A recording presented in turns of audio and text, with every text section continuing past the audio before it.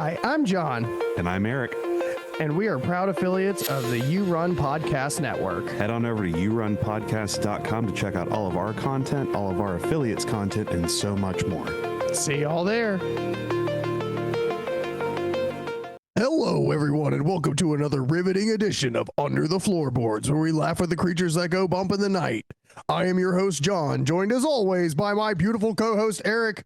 How are you this week? Fabulous. Ready to take on the Outworlds in Mortal Kombat.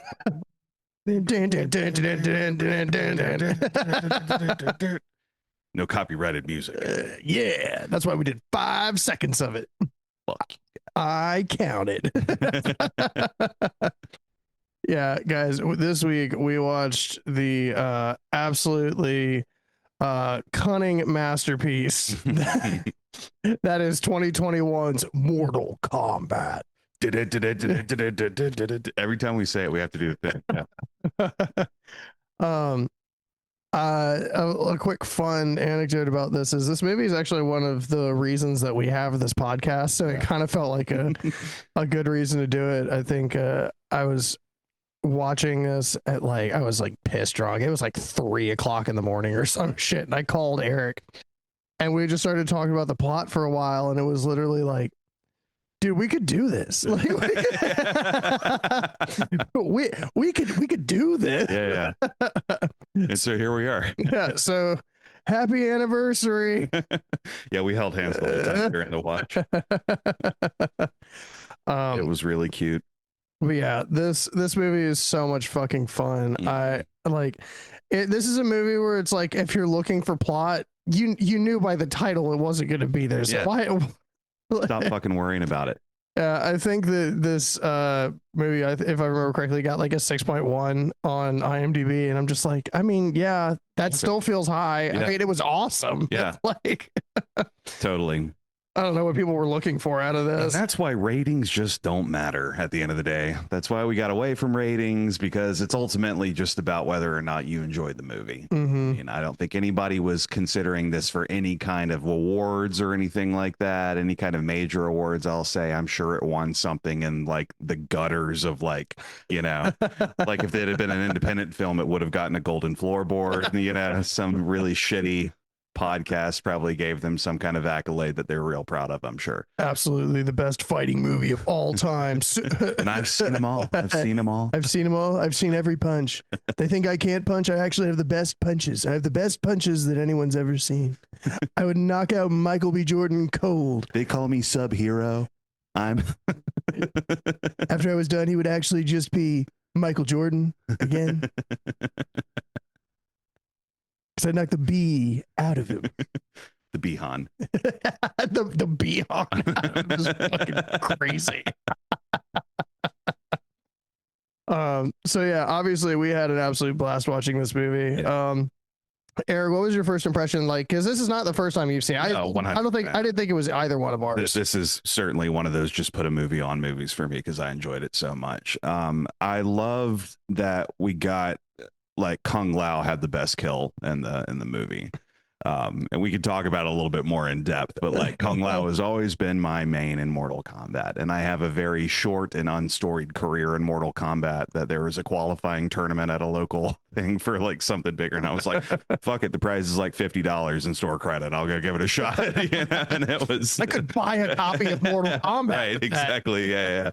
So I have a fond memory of playing and practicing in a duplex with a buddy that was renting one half of said duplex at one point. He was giving me pro tips and everything, and I just fucking forgot everything when I got to the show. I froze, as it were. But the movie itself, I mean, I'm definitely always going to be an advocate for movies that are just fun because they're supposed to be fun. And if you're a fan of the video game, I mean, we got to get away from this whole thing. You can't make video game movies good. It's just not true. Mm-hmm. You have expectations that are higher than any human can replicate because your expectations for a video game movie are often linked to your experiences and personal vibes with the game itself, and that just can't ever be replicated by perfect strangers, especially on a budget that would be allocated for video game movies. So always temper your expectations, and just remember, if you don't come in loaded, you'll always have a good time. Right. So, for the most part. Yeah. That's true. But the fact remains, and it's flashy. I mean, I think like the little one-liners, the nods to different aspects of the lore and just the creation team, and just what's fun about the franchise itself. They hit all those notes for me, so it's hard to really be critical beyond like stuff that we're about to be critical of. Because at the end of the day, it just doesn't matter. And watch it if you like Mortal Kombat. I feel like you'll pull something from it. There's no way anybody is watching this that hasn't seen this movie either. But yeah, I think it's a great movie. It did what its job was, and I've seen it multiple times. So that's the key. No, 100%. I always have a lot of fun with movies like this, and I think it's just because again, like you're talking about how much you loved Kung Lao. I was always such a big Sub-Zero guy, and it was really cool to like see because Sub-Zero is like always a big part of the movie series, right? Absolutely. Like he's like second to like Scorpion and Raiden at that point. Him on the Mount Rushmore of Mortal Kombat characters. Yeah, it's probably like Raiden, Shao Kahn, fucking Scorpion, and Sub-Zero, right? So but it's nice to see him with like the budgeted effects now, and like him like essentially like he was kind of what I wanted Starscream to be in the Transformers movies, where he was like the number 2 and kicked a lot of ass but wasn't a bitch. Because who didn't love Starscream? He turns into a fucking fighter jet, right? With like what I assume is like missiles, but like Starscream's American, but he is. Megatron's definitely American too. So Megatron is absolutely American. Weirdly enough, so is Optimus Prime. Yeah, Optimus Prime is the idea of America that we got away from. It's that eagle. Optimus Prime. But yeah, definitely, it's one of those ones that's worth checking out. If you just want to hang out and drink a couple beers and watch some people fight and shit like that. And yeah, it's silly, it's corny, it's the one-liners, it's everything that I mean. There's no way that you don't know what you're getting into. Yeah. We were talking about this earlier, where it's like people are like, "Well, I don't know about the Street Fighter movie," and it's like, what kind of fucking continuity do you want with that? That's literally a game that has less story. I'm gonna say that again, less story than Mortal fucking Kombat. That's insane. But I will say the casting in this was immaculate. I thought it was fucking awesome. Especially Kano. Kano and Jax, I think, were like really, really well cast. Yeah. With a very honorable mention to the person who played Sonya Blade. I was gonna say Sonya Blade, I think, was also spot on. I agree with you that I think everybody in this movie looked like, acted like, and behaved like the characters from the game. And that's all you can ask for from something like this. Kano is the standout character in this. I think everybody can agree. It's just what happens when you get a acted, well-written character and just let him play with all that fucking energy and attitude conflicting with everybody else's. I need you to be a piece of shit. You got it, mate. Come on, Kano. That's my fucking Arcanum. That's better than a fucking sombrero. That's the thing too, is like, it was like, he was like a mildly racist character. Of racism and everything. It felt like people weren't allowed to be mad because he's Australian. I'm the Black Dragon.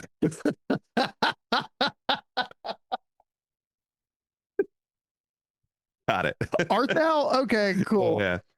There's like 4 other people on this team that better qualify for that name. And I know that's related to lore. I can already see like the neckbeards in the comments. Well, it's actually about a terrorist organization he worked in. Shut the fuck up. Yes, the deep lore of the Black Dragon in the Mortal Kombat universe. If anybody wants to argue with me about Mortal Kombat story, you can just fucking have it. That's fine. Congrats. I'm gonna go masturbate over here. Yeah.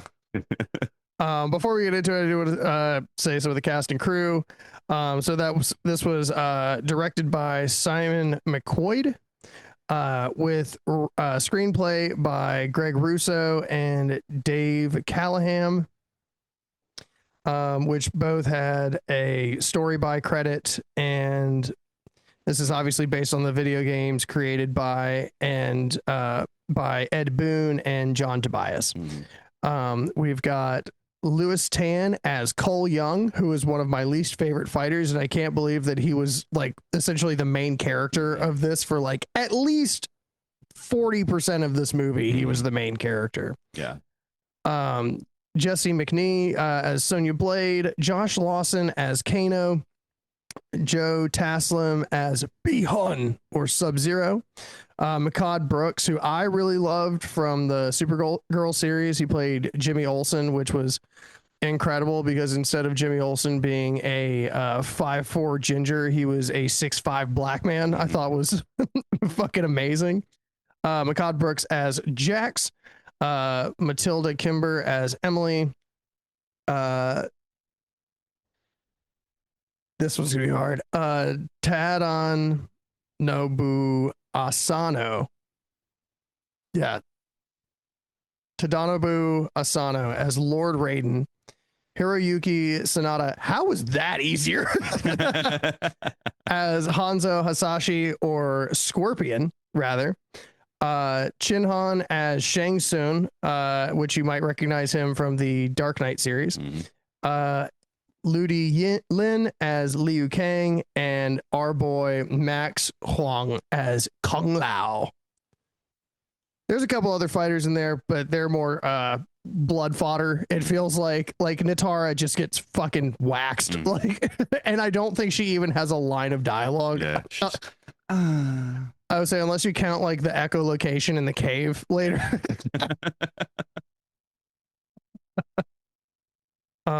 But yeah, before we get into it, I'm curious, because we want to talk about fighters a little bit in this. Do you have a favorite fighting game?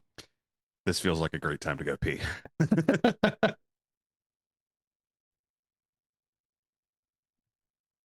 And I'm going to say this. It's Soul Calibur 2. Okay. And it's not because it's the best. It's not because it's anybody's favorite in the series. It's because that's the one that me and my brother and my friends in my neighborhood at the time spent the most time on. I think an argument could be made for Super Smash Brothers in whatever iteration there is. However, I don't consider Super Smash Brothers to be a fighting game. I think it's a party game in which you fight each other. That's not the same thing. I like a fighter game where it's one-on-one. You know, if it's Marvel versus Capcom sub out, like I'm not like the parameters are strictly, it's about fighting and these characters interacting with each other and shit like that. We're not worrying about items or platforms or there's you know, God, Ho-Oh in his Pokeball. Right. 2 players, 2 go in, 1 comes out. That's all it is. And for me, it's Soul Calibur 2. And I loved it because it kind of did that Tekken thing where you have this axis going on. There's a little bit of circular movement instead of just back and forth. And that opened up a lot of like combos and shit like that. And that was just fun for me. Yeah. I think we all know which one yours is. Yeah, I know it's but flame him in the comments, guys. Flame him in the comments. Right. Incel. The only person in this podcast who's engaged, by the way. Real quick though, I do want to say about Soul Calibur 2, because I love the Soul Calibur series. I think it's fucking gorgeous. I love the worlds. I love the fights. I love the different styles of like the fighters that you get and stuff like that. And obviously some of them are going to be closer together, like Astaroth and Nightmare, you know, are going to have similar movement speeds and shit like that. Heavy big sword. But what always cracks me up about Soul Calibur 2 is it's the only one in the series where Keelik has nunchucks, and he is just as good, if not better, than when he has a bow staff with like twice the amount of reach, and you still beat the fucking brakes off of people. Like, what? I don't know what the hard on is that they have for Keelik, but Jesus fucking Christ, dude. As a point of correction, he does have a staff in 2. Okay, so where's the one where he has the? I can't remember because Maxie is the dude with nunchucks in 2. I know Maxie's got him, but I swear it's one of the. I know one of the games he has Could them. be. I stopped after 3, I'll be honest. Yeah. The reason I know that is because I was that dickhead who mained Keelik into just outreached everybody. Yeah, I was at that point where I was just like like trying to inch away sidesteps to like get like curve around to Keelik. It's all a circular attack and it's all just as fast as anybody else's. Mhm. So good luck. Yep. Keelik is too good. Yeah. I also fucked with Maxi. I also fucked with Young Sung. Was awesome. The dude with like the Valshian thing. Oh yeah. Cool. Yeah.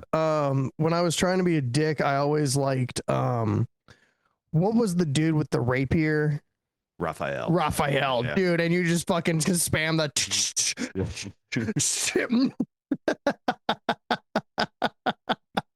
Do we all have did you have a similar experience where you had that friend that was only into Ivy and Voldo, I think was where it was like, this is the BDSM guy that's gonna like that doesn't know it yet, but he looks like he would be the only character in Silent Hill getting laid. Right. It was crazy. Right.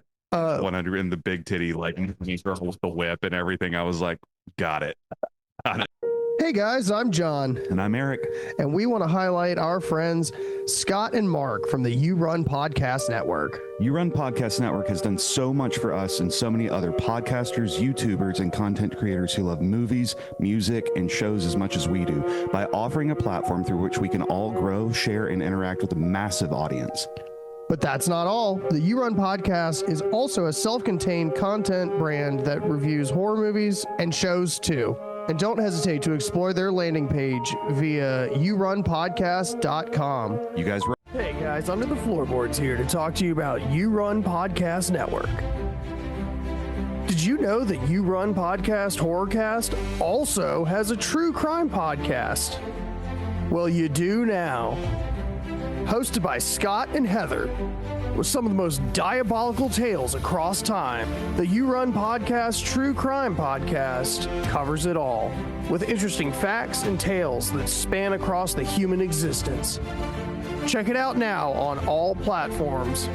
And as always, You Run Podcast. So my favorite fighter, speaking of big titty moms, dude, I love Dead or Alive. I'm sorry. Like, I know that it's weird. I know it's just like, and I'm not gonna lie. Like, I kind of hate the costumes. Yeah. Because like, as normal people, I'm not attracted to cartoons. Yeah. Right. Yeah. Yeah. And if you are, I think you're weird. Like it's like no shame, but I'm going to make fun of you a little bit. I think it's weird to be attracted to something that's not real. Right. Right. Like AI girlfriends are happening right now. And I'm just like, dude, why are we feeding the male loneliness epidemic? And I'm just like, dude, just stop being a fucking loser. That's why my cup of water only has 24 ounces in it. That's fucking... Have you read about that shit? No. The amount of water that's being used to cool all the like. Oh, I know. This stuff. It's like, God, I know. Which it's like China put theirs in the ocean to cool them. Right. Novel. No, we're actually just gonna give them our clean drinking water. Flint doesn't even have clean drinking water. It's just in Flint. It's where all the AI capital of North America, Flint, Michigan. But anyway, DOA, because you have actually a very good point about this. Yeah, so if you love fighters, I think especially like 4 and up, I think 5 is probably my favorite just because you have a wider character expansion. Mm-hmm.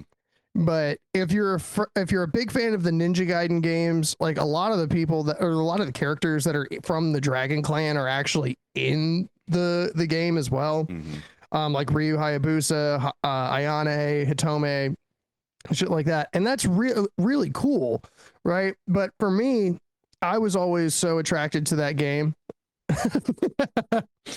You just said he wasn't. Was because of the versatility of the fighting, because like there's an extra, like, you know, you have your blocks, your strikes, and your throws in any given fighter, right? Well, what's cool about it is they added what are called catches, and that's like if you do a strike, you can catch that strike and turn it into a more powerful move or redirect it. Depends on which character you're playing as, right? And everybody has different strengths. Some are better at striking, some are better at throws, some are MMA fighters. And it's so versatile, and there's so much to it, and it's so in depth, and it's so cool. And it is so fucking hard to explain that to people when all they know about the game is in your settings you can decide how much fucking boob sweat or fucking jiggle happens on their titties. And I'm just like, oh my God, dude, I just want to play the fucking game. Like, right. Yeah.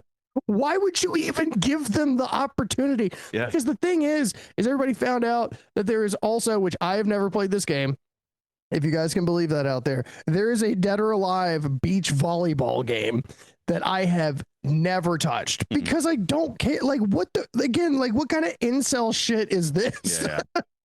It's that deep level, and the game designers know what their audience is, unfortunately. And I say that with all, due respect to the people paying for physical copies of games back in the day, because like the easy one, and it's not the same because this is the internet doing this and it's not the game designer doing this, but the easy one for me where I can relate to you on this to some degree is my favorite Pokemon of all time is Vaporeon. Oh no. And you don't get a chance to explain why, because everybody's brain just goes to what they already know to be true about that because they've spent time on the internet. They just like look you in the eye and they're like, mine's low, punny. I know. And they kind of like go in for a high five. It's like, I'm not even on that shit. I'm not even talking about like, I'm just trying to get Water Pulse and not mine. No, you weren't there for toxic acid armor minimize surf Vaporeon, and it shows. So that doesn't have anything to do with your fucking So I get it, and they do ruin the world. The incels do ruin the world because an animal. That's not even like a. And it's also a cartoon, so there's like many layers of this you have to break through, and it's just like it's frustrating. So I do get it when there's merit to something and you have to break it down for people because they can't look past their nose. And it's because I gotta tell you, whooping somebody's ass as Ninja Gaiden is just absolutely God. And you feel like him playing it too, because the scaling for the ninjas was totally different from like the wrestlers and the strikers and shit like that. When you're playing a ninja, you know it. Yeah. It's kind of like how they made Link on the GameCube version of Soul Calibur 2 just slightly better than everybody else, or slightly more versatile than everybody else. He didn't have any real hard counters in the game. Like Soul Calibur 2, there was a parry, but it wasn't like that nuanced rock, paper, scissors catch thing that was just strictly like a parry. And he had bombs and arrows and shit. Like, you're not, you can block it, but you're still taking damage. So it's, but yeah, so getting into, unless you have anything you want to say about, I kind of forgot we were talking about Mortal Kombat. Out of you. Yeah. So what's funny is like, so for this rewatch, we were like in the first scene, and it's what will later be Scorpion and later Sub-Zero. And Scorpion's like with his family in the lands of Japan, and you brought up something really interesting that I was like too drunk to realize the first time I was watching this movie. So there's two warring clans, right? And there's I can't remember what, they didn't actually say the name of both of them. They did at some point, but not in that scene. You would either have to know or pay very close attention to the dialogue. So Sub-Zero's clan is from China, and Scorpion's clan is from Japan. And they like, they're setting the homestead at Scorpion's house, and it's like, go take care of your sister. The little kid's like, yeah, absolutely, Dad. I love you. I love you. I love you, father, son. Right. And the wife goes up, and he's like, I'm going to go get buckets of water now, even though we were like probably like right next to the well, like 15 minutes ago. And in the midst of the like 45 minutes to an hour that I guess it took this dude to take care of that, Sub-Zero like shows up in their house, and it's like, it's time to chill. And you brought this up, and I can't stop thinking about it. It's the fact that when he shows up, he's like intimidating the mom and the son, and he's speaking Japanese.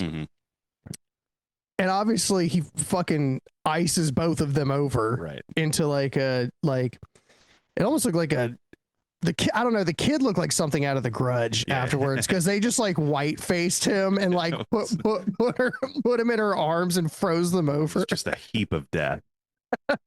Yeah. And Scorpion comes back, he's like, oh no, and proceeds to get into this fight where he makes his like pseudo kunai whip chain, and starts like, there was one, like, my thing was like, since I've been doing so much editing, I've been noticing a lot more editing now. And one of my favorites was he does like this like whip around, and it like slashes two people's faces to death, and then it comes around, and the guy that's in front of him, it's still making a complete circle, but the thing goes through the front of his fucking face. And then proceeds to like have his showdown, or he's about to have his showdown with Sub-Zero, and Sub-Zero starts speaking Chinese to him. And he's just like, I don't know what you are saying, but I will kill you. And for people that are like, hey, that's a little racist. No, that's a fucking line in the movie. Delivered exactly the same way. Right. And like, I literally, I turned to John, I'm like, can you imagine if like you just got like your family just got killed like by like a Nazi or something like that, and he steps up to you after speaking perfect English to them and starts like monologuing at you for 30 seconds in German before proceeding to beat your shit into the ground, because you would react the same way. I have no idea what you're saying. I have no fucking idea what you're saying. And it was just a funny like choice for me, because that, you know, I don't know. There's probably somebody. Well, in Mortal Kombat 7, there's the narrative between them, and it turns out that Hanzo does know Chinese. You know, great. In the movie, we're none the wiser, because neither of us play Mortal Kombat like that, as you know at this point, right? Yeah. So it's also, he told us he doesn't know Chinese. So in this world, in Earthrealm 2021, he is none the wiser. So, which I think that is hilarious. I also want to point out that Sub-Zero at some point, like, the bodies were outside of the house, even though he clearly kills them inside of the house. So the question begins, you know, does he kill the son, throw him out the door? The mom goes, picks up the son, realizes that he's dead, and then get frozen? Or did he kill the son, kill the mom? She catches the kid, freeze them, and then move the ice block outside. And there's, because it's just, you know, the continuity. It doesn't matter, because again, none of this does. Okay, so what he did was he killed them inside the house, froze them in place, froze the floor, pushed it across the floor. It landed right outside the door. There you go. Yeah. With a plug. Yeah.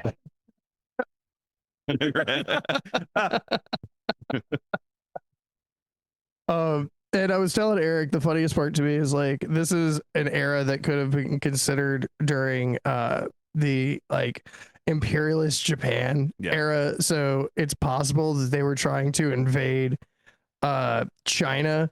So this is like a retaliatory thing, which, I mean, it's clans already, so obviously there's some form of retaliation here. But that means that ultimately Scorpion was the villain of this story. Yeah. And he just got what was coming to him, man. And it's one of those little bit of A and B kind of things in the Mortal Kombat lore, from what I understand, because the funniest part of this whole thing is at the end, after Scorpion is defeated and he doesn't have his powers yet, before he gets dragged into hell and learns how to harness the flames of hell himself. Cool.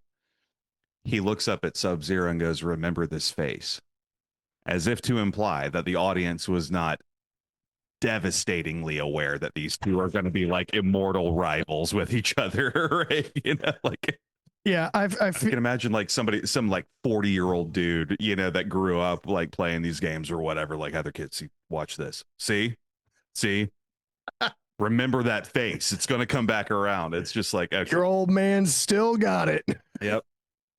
And so the campiness of all this is here, right? We're immediately thrust into this world where it's obviously just going to be a slow burn of references to the games and fan service. And at that point, you can buckle in and enjoy your day, or you can move on, I think. I think Cole Young being like a pivotal point of entertainment is fucking crazy. I don't even like, I think Louis Tan did a great job. It's nothing against him, but it's just like, it's, I would have thrown shit at a wall and probably hit a character that I gave more of a fuck about than Cole Young. And the thing about like the kunai being the tether that binds Scorpion to reality or whatever is also just like, I guess, because if it was, it's always easy to say this, and I say this with my tongue in my cheek, but if it was me doing this, this would have been a Sonya Blade movie. Sure. Because she's the only one that's unmarked at this point, and that would have made what happens later so much more significant. And she's the one that's aware and the believer and the story and everything. Could you imagine if she killed Goro? Like how awesome that would have been. That would have fucking been. Right. It would have. Because it's not lost on me that she's the only woman in this movie, actual woman, like human woman. Yeah. Fucking what is it? Inada? What is it? The harpy thing? And then Mylena is the one with the mouth. Yeah, those don't even count. Them bitches ain't even from Earthrealm. Like, right. I don't even know if they have vaginas. They just have long hair. But daddies. But daddies. Which is so but first of all, those were chesticles. I feel like or you could from the savage realms. Right. Because there's one with like 4 of them somewhere in there. It's Goro's wife. One for each hand. Oh shit. Oh no, he's fisting 4 vaginas.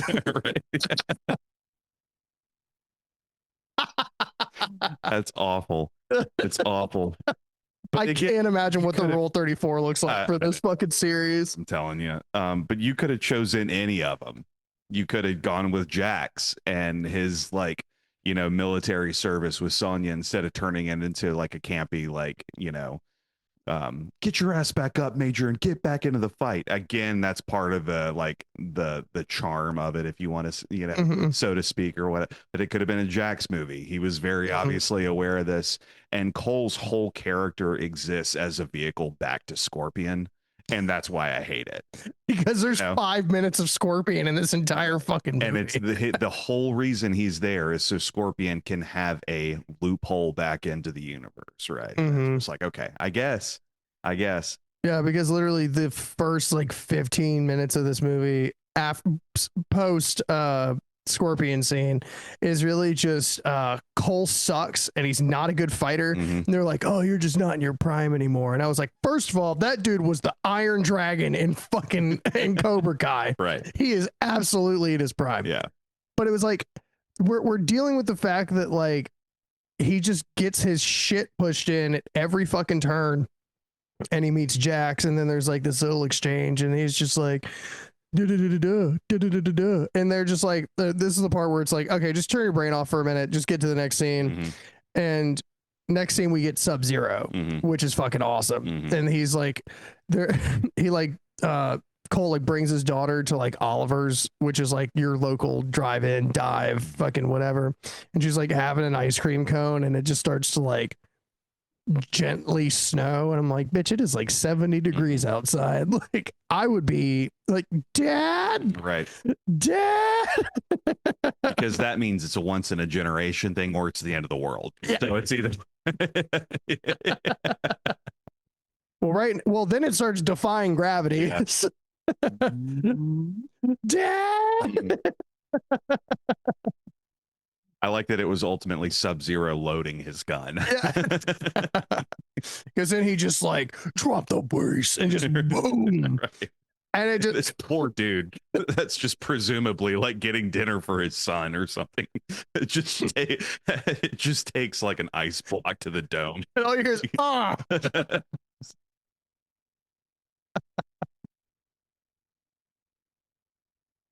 I love a ancillary kill. I love a throwaway death like that. That was a dude. We've been watching The Lord of the Rings, and there's that scene where Faramir's talking about that dead guy, and he's like, I wonder what his name was, what kind of dreams he had. Did he have a family? It's just no, you existed your whole life. Every decision you ever made brought you to this Oliver's tonight, just to die like a total bitch in front of the main character who's been shoehorned into this story to be a vehicle for Scorpion to come back and kill the guy who killed you. You managed to matter less than that. So afterthought in Mortal Kombat feels really bad. So fucking Jack rips up in an Escalator, whatever the fuck he was driving. Yeah. Get in. And they're just like stopped for a minute. I'm just like, well, I mean, what do you really have to lose? Because I know you can't fight him. You couldn't fight the dude in the fucking ring 15 minutes ago. I'm pretty sure you're safe getting into the fucking car. So he like hops in, and finally the baseball, not even baseball, I would say like, I don't know, cell phone sized boxes of fucking ice falling down finally stops. And they like whip around into this corner because Cole was looking at Jackson. He was just like, who was that guy? Well, that's a really funny way of saying I saved your ass. You didn't answer my fucking question, brother. Right. So they like whip around into this alleyway and there's Sub-Zero. And Jackson's like, go to this address. I'll take him. Right. In case I don't make it out of here. And this is actually hands down my favorite scene in the entire movie, because I felt in my soul exactly what was going to happen. Because if you've ever played Mortal Kombat, you know for a fact that Jax has mechanical arms. Guess what he doesn't have yet in this movie? Mechanical arms, John. And I was like, Sub-Zero is about to fucking beat the black off of you, dude. Like, and quite literally, he did rip the black arms off of him. 100%. And it wasn't even a fight. I know. It was Sub-Zero being superior in every fucking way, like imaginable. And there, I know you want to talk about the head, the face slam. John hit that hit laugh. that Tim Curry pin was. I love that. I'm a sucker for the slapstick, dude. Like that new wave slapstick shit just gets me every fucking time. And it's like there's supposed to be like this really like big moment, and like Sub-Zero's freezing Jax's arms, and Jax is like, ah, my arms. He just fucking rips them off after freezing them, which he cauterized them. So that was that was very nice of him. So he wasn't going to bleed out. In theory, that's the only thing that would have killed him, right? Except you realize that you're in a fucking 3-story building with, for some reason, an entire fucking hole down to the to the bottom. And he Spartan kicks him in the chest. This man falls off, and the camera like is underneath at the hole at this point, so you can really get the gravity. And you just see half of the body falling down and the head just like boom, like snapbacks, like fucking Pineapple Express style. Like when he hits the rock in the forest. And he hits the bottom, and the camera comes back from the top, and there's just blood pouring out of his fucking head. Broken face. It's like, brother, you are dead. Like you are actually dead. Even by Mortal Kombat standards, like which is what I was about to say. It's funny because like the whole thing with like fatalities in Mortal Kombat, it is always goes like a degree or two farther than you think it will to actually kill the person, and that's I know I should have waited to hear fatality, and then I would have known. Because the characters, as you know, the characters will verbally say it. If they've actually killed somebody, instead of just acknowledging that they're dead, they will say the word. Flawless victory. It was terrible. But this is also funny because obviously Jax isn't dead, right? And he comes back later on, and his face is completely in like perfect condition, which just doesn't make any sense at all. Still has a face too, like. So Cole takes his family home and then backs up that truck into the scrapyard owned by Sonya Blade, and he does the cool little parkour flip because I'm still a fighter. I'm chosen. See, chosen. I got the fucking chosen, right? And then gets dropped by Sonya Blade. She's like, who does not have the mark of the dragon? The mark, and immediately says, "Let me see the mark." And he hits it. Okay, cool. Get up. We got a lot to talk about. I can't remember right off the top of my head if she even asks about Jax or whatever. I'm sure there's like he does because he like very okay with the fact that like he's not there. He's got the mark. He must be fine. Yeah, I can always kill this guy instead and get it if I really want it, right? And inside, she's doing the little monologue-y thing, the little "let me explain the story while we're moving through the house" moment. You know, she explains like there's this combat. It's called Mortal Kombat. It's a tournament, and Outworld or whatever is like 9 wins in a row, and if they get one more, they get sovereignty over all the realms and everything. Which begs the question to me: how did that come into play? Because like I was talking about during the movie, I think it would be really fucking funny if all the gods are up there like, what's an absurd number that no realm could individually consecutively win 10 tournaments with? I think 10's fine. I think that's about right. I think you nailed it. Cool. We'll mark it down as 10 because just on odds alone, that can't happen. Perfect. Okay. You're in charge of this one. You're in charge of this one. Go get your champions. We're going to sit up here and have a great time. Right. Meanwhile, it's like the gods could have just been like, you just can't do that. Yeah, right. We're gods. We can decide. So as Sonya's explaining this, she's got Kano tied to a chair somehow. Because she's Sonya fucking Blade, brother. And Kano's just kind of okay with it, right? They've clearly been bantering all night, right? And so I guess like in my head, and this is probably explained better in the movie, and again I'm just kind of like mentally tuned out from the explanation for like why people are here, because I know at the end of the day it still doesn't matter, but Kano has his mark, right? And so the mark of pain. Mark that. We are assembling our team, right? And we get a little cut back to Shang Tsung talking about sending the reptile, and we're like, you and I both go, ooh. It's like, I don't know about you, but reptile's always fucking cool. He's the invisiblist. It's the Invisilizard. Yeah. And so there's a lot of back and forth, and it's like, wait, Sonya, you don't have a mark, and she's like, I know, and you hear Kano in the back like, wah, wah. Like, and that is like what sums up Kano for this whole movie. It's just so the dick. It's just an asshole because he can be, and it's funny as fuck, and it fits perfectly with the sense of humor that I think Mortal Kombat. What was the actor's name again? You shouted out. It doesn't matter. I don't really. He did a. Josh Lawson. Josh Lawson did a great job as Kano.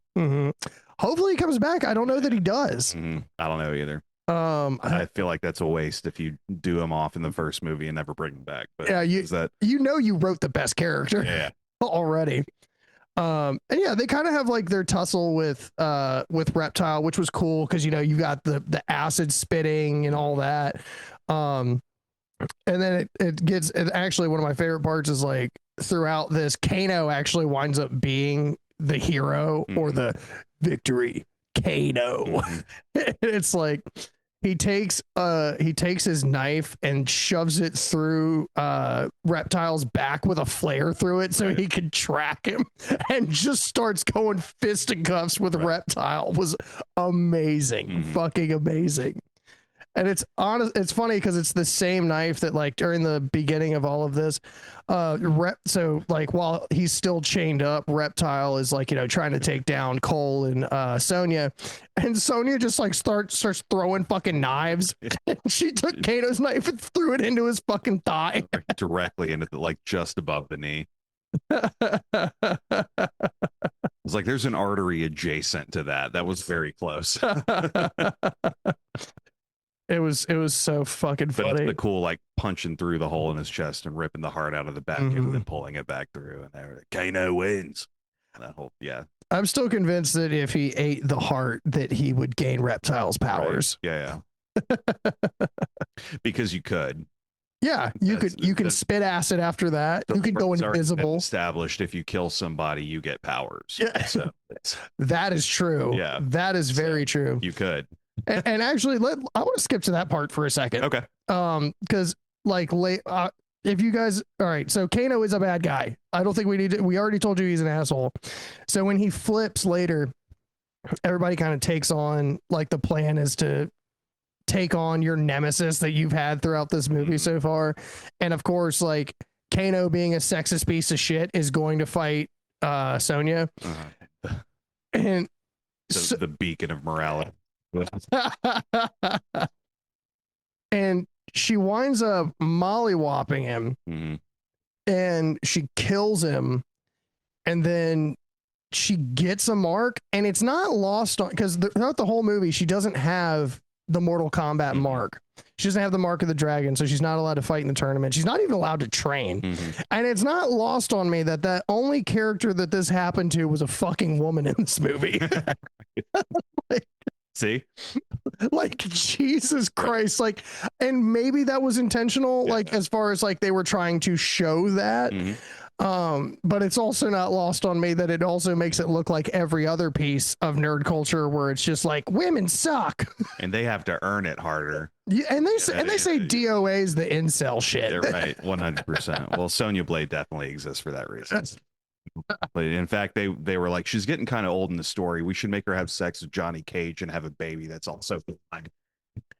And old enough to fuck. Yeah, like, right. Exactly. So, or Cassie Cage. See, she keeps her dad's name. Right. That's how you know.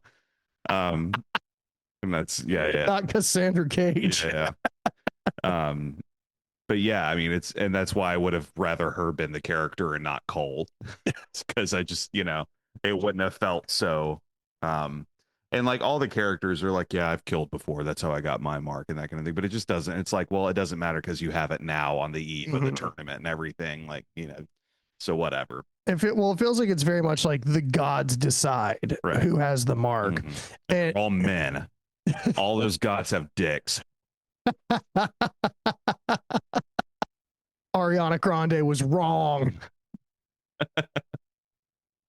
Well, she's not allowed to fight, so her opinion is invalid. Dude, if you fought Ariana Grande, she would explode. Like, I feel like I would take because I would never.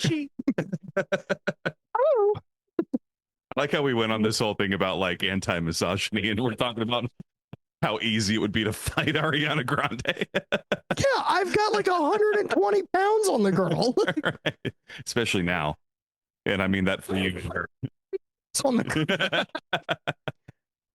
Sub-Zero has this moment with Liu Kang, and they kind of like duke it out, and it like, we're setting the stage, right? Sub-Zero is more powerful than your best fighter, right? By like a lot. And at which point Shang Tsung is like, I come here for your souls. I'm not here for the tournament. I'm just going to take all your souls, and then you won't be able to fight. It sounds like you're saying boys hole.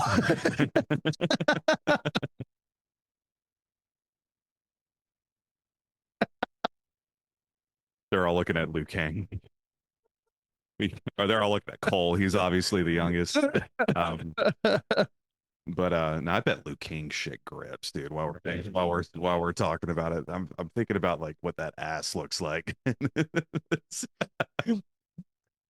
My man's out here ripping foreskin off.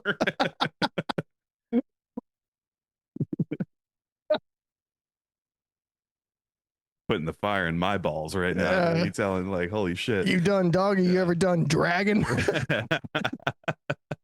Dragging this skin off your goodness gracious. Jesus Christ. Yeah, we already know he can do a gnarly split. Dude, the way he was sitting, his legs looked like a goddamn coffee table. Like flat. They were like my elbows right now. And that hurt at 30.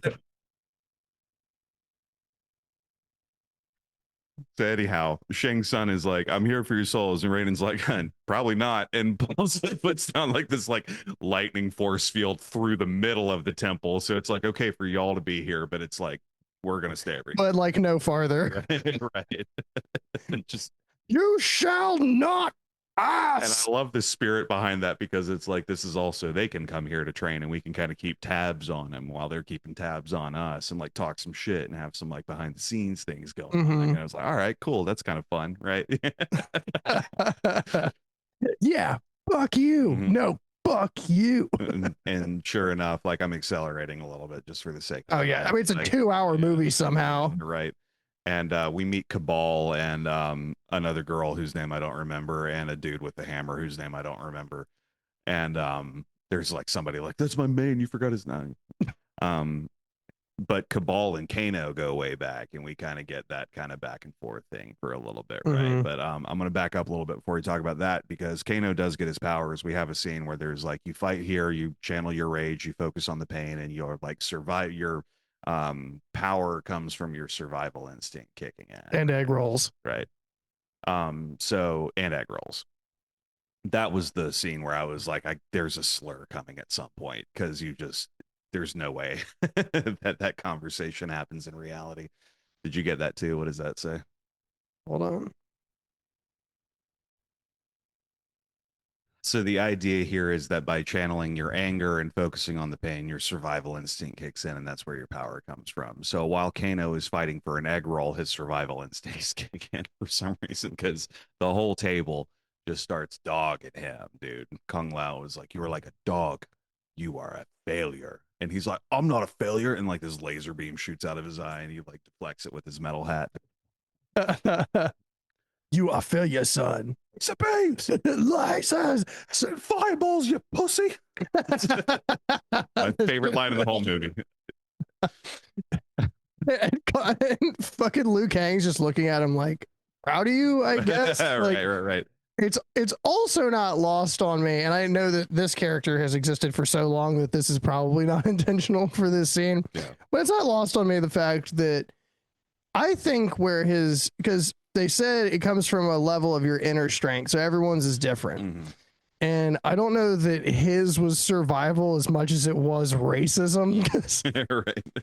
Because first of all, his arcanum was based on sight. So his arcanum was based on how like things that he can see that are different from him. And he did all of this while he was on a racist tirade calling Liu Kang a Mexican. Which is wild work. Absolutely. Yeah, Kano's the best. He's hilarious, and that's funny because the last time he was in a room surrounded by Asian people, he probably killed all of them, and they couldn't do anything about it. So it's like he was like tapping back into that trauma, right? Maybe that's how he got his mark. Maybe he killed Kung Lao's Kung Lao, and that's how. Now I must live on through my son, also Kung Lao. Wow. That's why the hat came back, so he could give it. When you are able to put this on your head.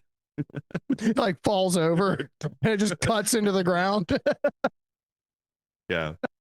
But anyway, that's that. He's like, I knew I'd get my powers first and everything, and everybody's like, oh, okay. So Sonya's like, God, I fucking hate Kano. Right.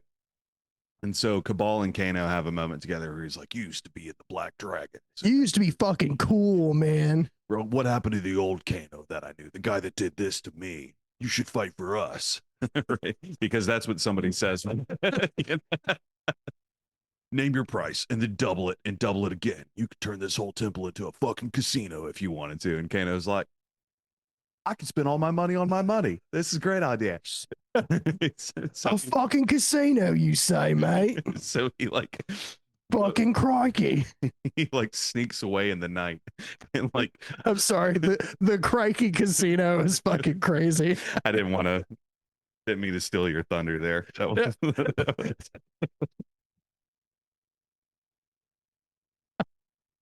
So the everybody pairs off, breaks off, and fights, and it's very apparent who's the stronger team right now, right? Mm-hmm. Because we are dealing with Shang Tsung, who just eats souls. Which I got to tell you, no one in Earthrealm can fucking do. Yeah. So that's already really bad. You've got or I guess what's happening now is there is the ultimate betrayal. Mm-hmm. Surprise, Kano's a piece of shit. Not that we didn't tell you that earlier. Not that you wouldn't have seen that coming. Mm-hmm. But we are at the point where the betrayal happens, and we've got on one side Shang Tsung, Kano, the Bat Bitch, and Cabal, right? And the Hammer dude was here too, and Mylene is there too. Yeah. Mm-hmm.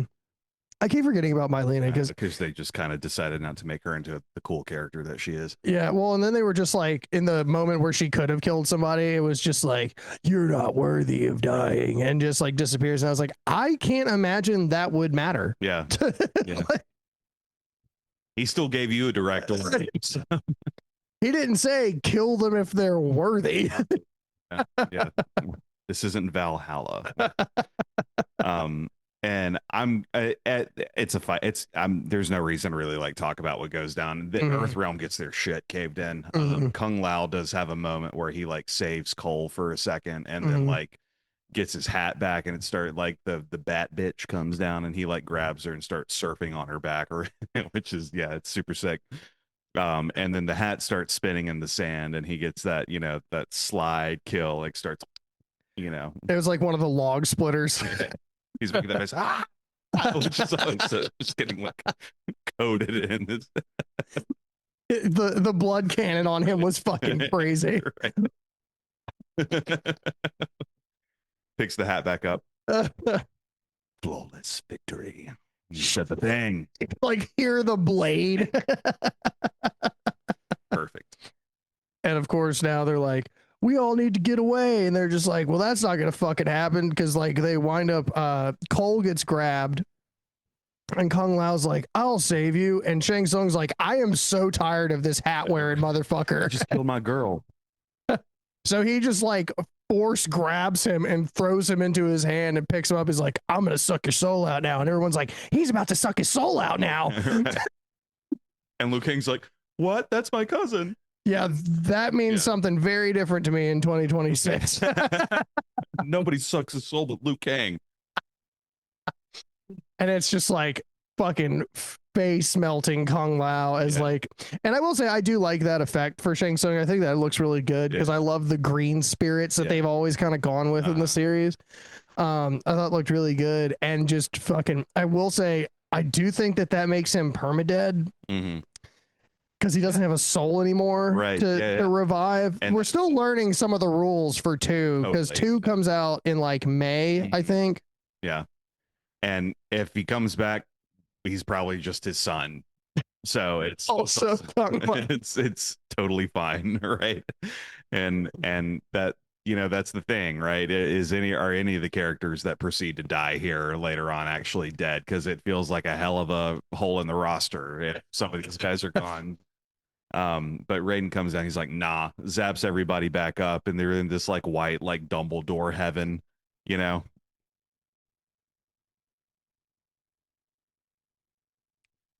And so I think permadeath is fair.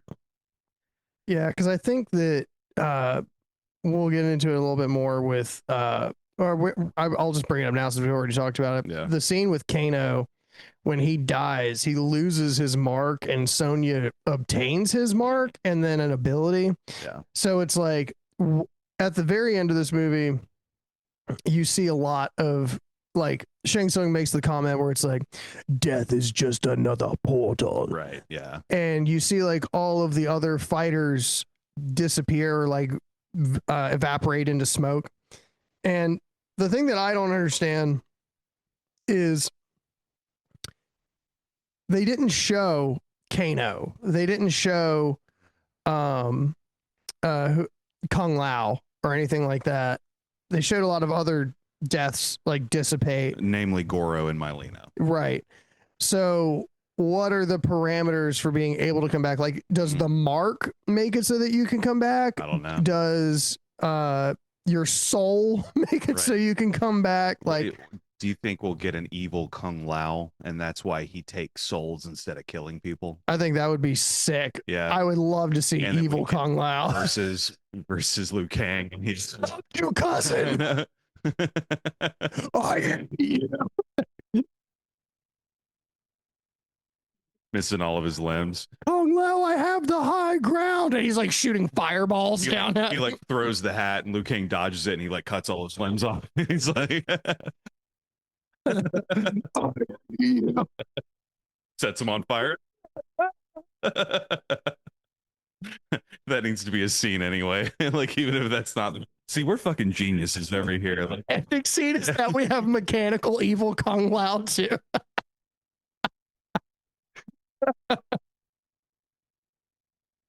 Yeah, because like I refuse to believe that. Yeah, okay, so I'm gonna again do like a little bit of a highlight reel here. Oh, So, sure. like Cole finally gets his powers when he has to save his family from Goro, because that's of course, right? Yeah, You know, his power protects him from being a bitch. right. It's in the form of indestructible armor that absorbs kinetic energy. So great. Okay. He's just gonna be a character forever now, I guess. So he kills Goro, saves the family, gets zapped back, you know, or like in Sub-Zero shows up and is like, hey, I'm the guy that killed your ancestor. And he's like, oh shit. And so he like goes into the smoke. I gotta kill you too. And they take him into the ice palace, and all this is happening simultaneously with like Sonya getting her powers and everything, and like Jax gets his powers earlier and whatever. So like the team is leveled up. Also, his power for specifically for Jax was so funny because his gear, like his arms that they just put on him, they just like upgraded from like iRobot to like Cyborg from Teen Titans, which is a little racist. Like, nah, no, you're 100% right, because that's some like Borderlands Necromancer shit, you know, that's Claptuber out of Nikto. And it does feel bad because the implication is like what his powers would have been if he had his arms, you know.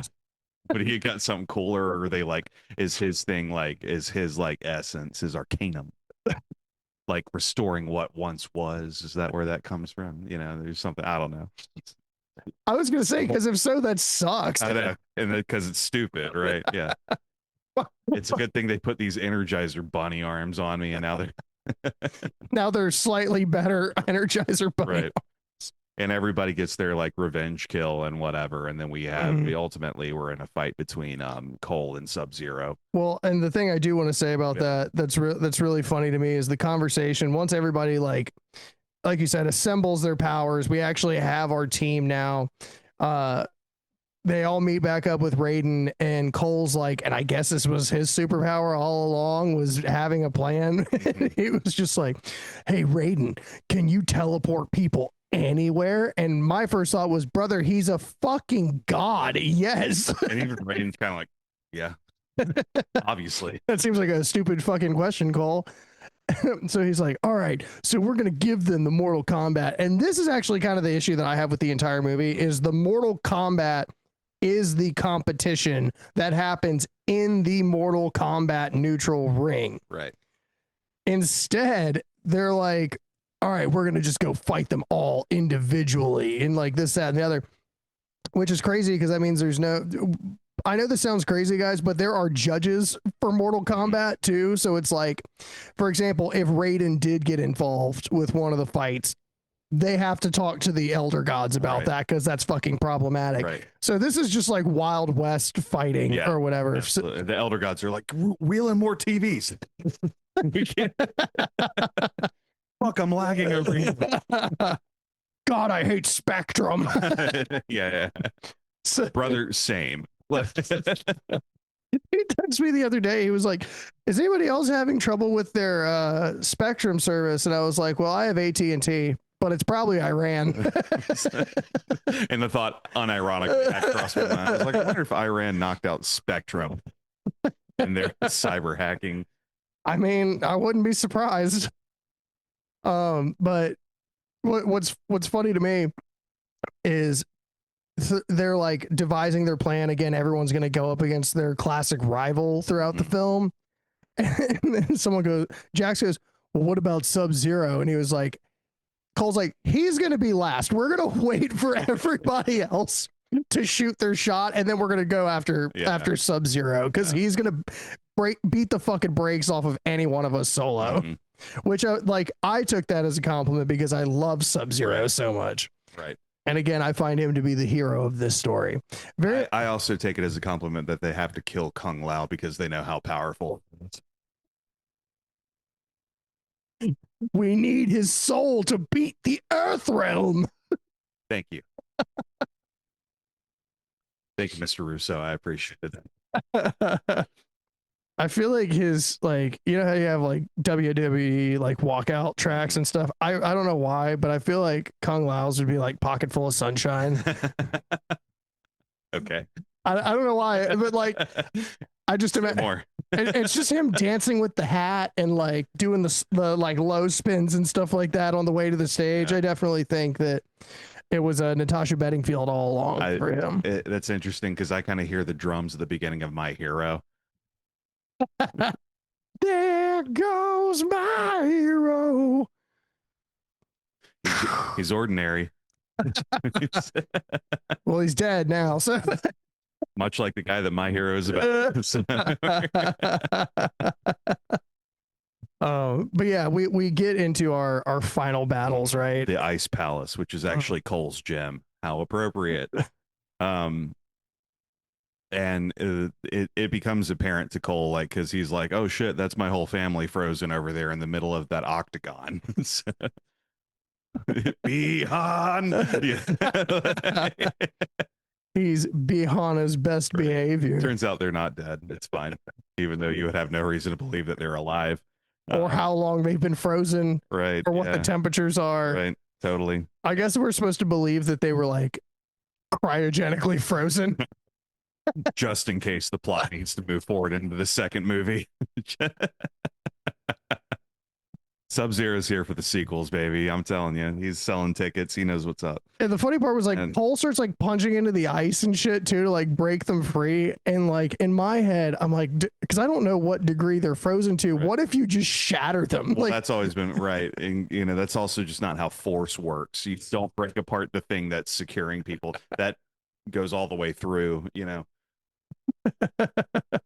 But yeah, he's got the kunai, the magic kunai that tethers him to Scorpion or whatever. And so like Scorpion shows up and he hits, you see it with the thing go through Sub-Zero, and then you hear the iconic "Get over here," you know. Everybody saturated themselves. Absolutely. Absolutely.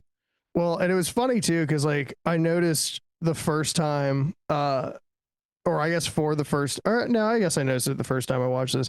But when he throws the kunai with chain, it goes through his shoulder, and I was like, well, Sub-Zero had no idea that you were here, and you could have thrown a kill shot, but you're here for the love of the game. Because you know that kunai will pierce even if you're slashing with it.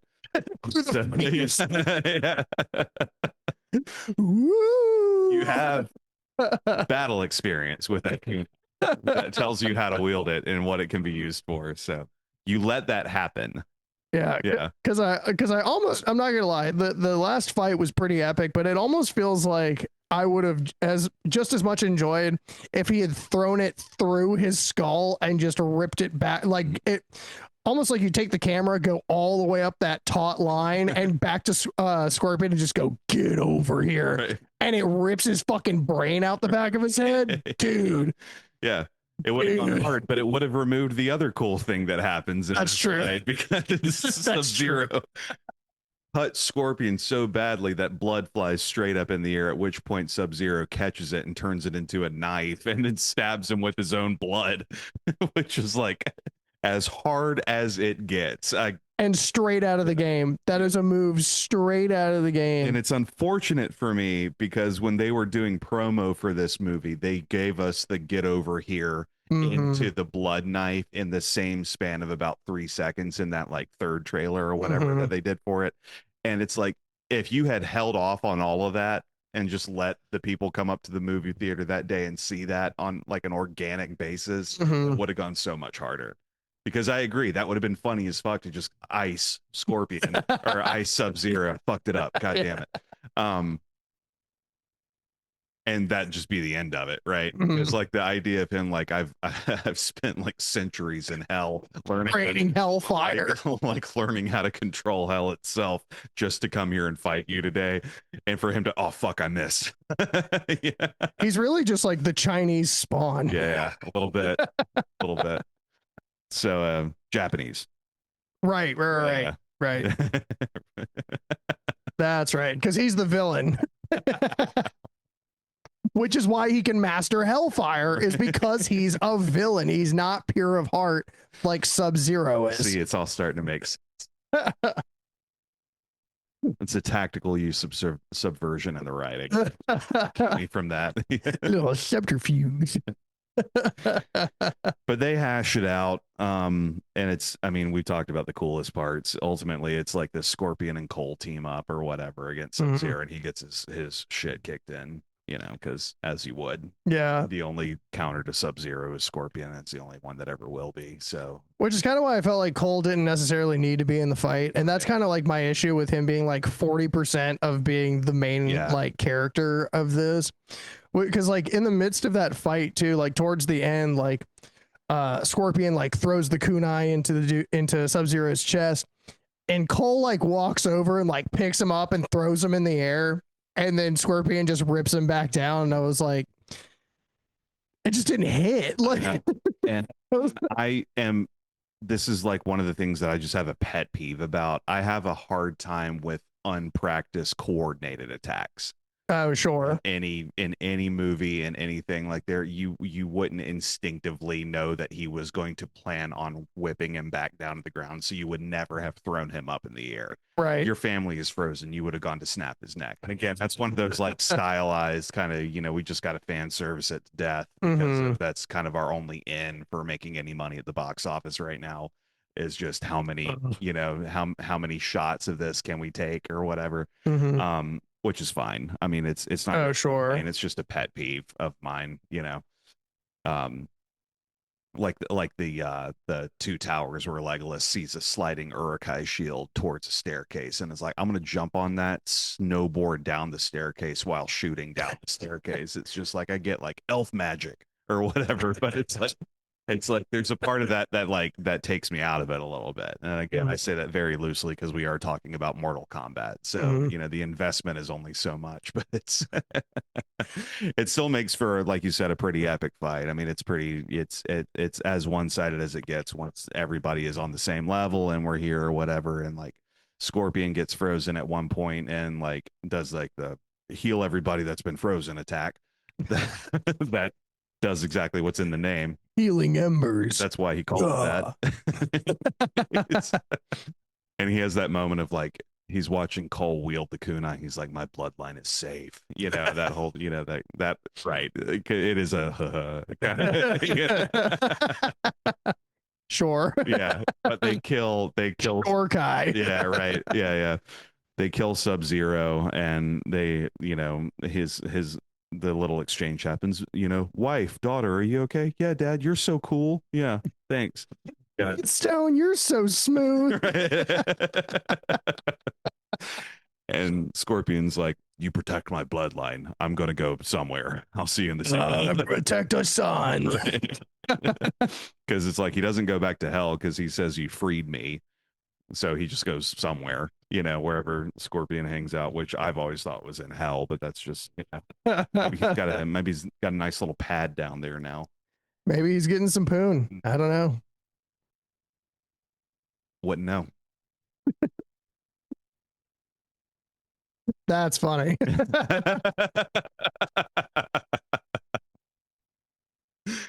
Oh. And we have our like everybody's okay moment at the end where every single hero survives. Death is just another dimension. Unless you never die. So and Raiden is like, okay, I need a bigger and better team. So everybody disperse and go find my new champions. And cool. We're getting a sequel. Catch us next time in Mortal Kombat 2. And I mean, they tease Johnny Cage at the end, and that's kind of all that there is, right? Which is confirmed for the second movie because we know that it's God, why am I forgetting his name? Carl Urban. Yeah. Very excited for that. I think that's going to be a lot of fun. I'm excited to see some recurring characters. I'd like to see Raiden do some fights this time. I'd like to see. There's a lot of good stuff that I think can come out of 2. Definitely. I'm very interested to see who's allowed to come back and if they even touch on what those parameters look like. I like the idea of Evil Kung Lao a lot. I think that's absolutely going to be a plot point. He just like vomits him into. I'm going to go ahead and call that. In fact, I'm going to put $5 down on that. I put 5 on it. That's amazing. Yeah, but I think that's really all for Yeah. Mortal Kombat. For a 2-hour movie, it's Mhm. like there's Yeah. there's a lot of times where it's like you feel like you're just skipping through the pages Hmm. to like get there because they move so fast Yeah, yeah. too. I was gonna say the movie moves like real Mm-hmm. shit. I mean, you're never really like stagnant on anything. The plot's constantly like doing its thing. So Mm-hmm. And it reminds me a lot of like a similar formula to when they did God of All Monsters. mm, And I know that that's not a lot of people's favorite Godzilla. It's definitely one of mine, if not mine. But they do that thing where they just drop you in the middle of everything and don't really give you a lot of context and just kind of explain things as it's necessary. right. And I do enjoy that in movies Hmm. sometimes. Like I think it's fine when you're doing shit that's like essentially brain rot. Like, cause I mean, Mortal Kombat is, and so was King of All Monsters or Yeah. God of All Monsters. Um, and I do think that um, there was a lot to be done and a lot of effects and a lot of stuff that people were actually looking for. Hmm. Where it's like, if you take something like -1, okay, well, that movie's not about Godzilla Hmm. ultimately. You know what I mean? So I think for movies like this, and I think those are examples of HBO and WB, like, or, and Warner Brothers doing movies in a way that are just supposed to be action packed and fun. And there's nothing fucking wrong with that. That's right. I agree. And like I was commenting on it when we see like Outworld for the first time. And it's like, I love that they just, you're here. You can tell these are the bad guys. We don't need any backstory. We don't need any like narrative. We Mm-hmm. don't need anything. It's just, I mean, they set you up with literally like 5 lines of dialogue that are written on like a title card right after the actual title card comes up that sets everything up. And it's like, if you don't know, this is all you need to know, go. And it's Mm-hmm. fine. And it's nice. It's nice. Mm-hmm. Is it a good break from something like Lord of the Rings where it's like every single fucking detail matters to some degree or has a little bit more significance than just a passing line? Is that nice to just like watch something that you can kind of just watch without thinking too hard about it? Mm-hmm. Yeah. No, I do enjoy I like I said, there are movies that are just brain rot that I do enjoy watching. This is one of them. Yeah. You know, I'm not trying to get, you know, it's not Dread Yeah. or something like that. It's just a movie that's fun and action packed and gory and bloody and fucking honestly has plenty of horror elements to it Yeah. if you really look at it. I mean, what's the difference between like this and any other transdimensional demons that are coming through and ripping people apart and Mhm. shit like that? Yeah. Also, notably, the first mature rated game to ever debut on a console, if I'm not mistaken. I think you're right, Yeah. actually. I think you're right. My favorite was always Manhunt, though, because that was insane. Hmm. I just killed a guy with a plastic bag. And then there's that Custer's game that we won't talk about. No, we don't talk about that. I don't even think that was rated mature. That's the crazy part. Is This was before the ESRB was a thing. yeah, dude. Yeah. That was pun intended. The Wild West. But yeah, so it's cool. Today that I learned because I was curious and I've never looked this up despite my naturally curious self. You know why it has a K instead of a C in Mortal Kombat? Mm. And it's just as simple as they thought that Mortal Kombat with a C would be too hard to have any kind of copyright claim over, and that's the whole reason. Combat. Yeah. That's Yeah. amazing. Well, I guess before we get off here, do you have out of like the span of you've played Mortal Kombat, Mhm. do you have a favorite finisher move that you've either done or seen done? On the spot too. Jeez. And if you can't remember which game it was in, that's fine. But if you have a particular finisher that you really loved, I like, and it's Mortal Kombat adjacent because it's Injustice, but I've always loved the Flash's finish where he mm, runs around the entire Earth multiple times and then punches somebody and they fly back like 4 feet. It's just like like he had to like just that speed force shit. It was hysterical. That's kind of a cop out answer, I think, though. I'm trying to like, I don't know. I played Kung Lao a lot, so it's always some version of like a saw blade, depending on mm-hmm, whichever iteration that looks like, is usually, the one that sticks out for me, I think. mm-hmm.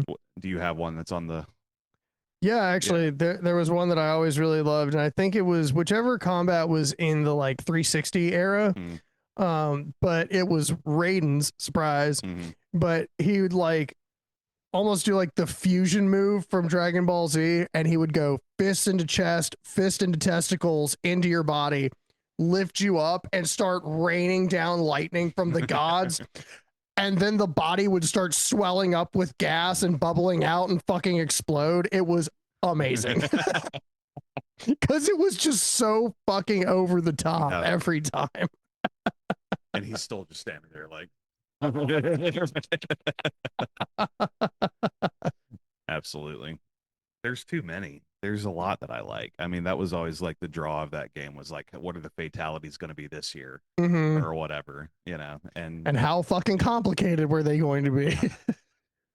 Did you ever get the friendship fatalities or whatever?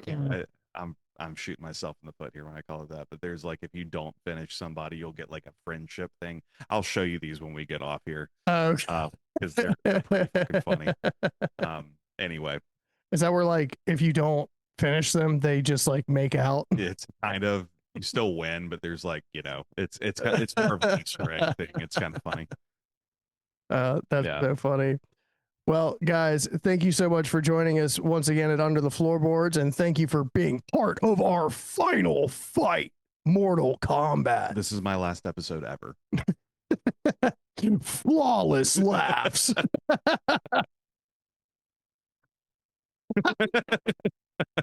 I'm so glad I shut up for that. It's funny. Thank you guys once again for joining us at Under the Floorboards. Thank you for joining us once again. We're at Creeks, it Cracks, and we laugh at the creatures that go bump in the night. Good night, everybody.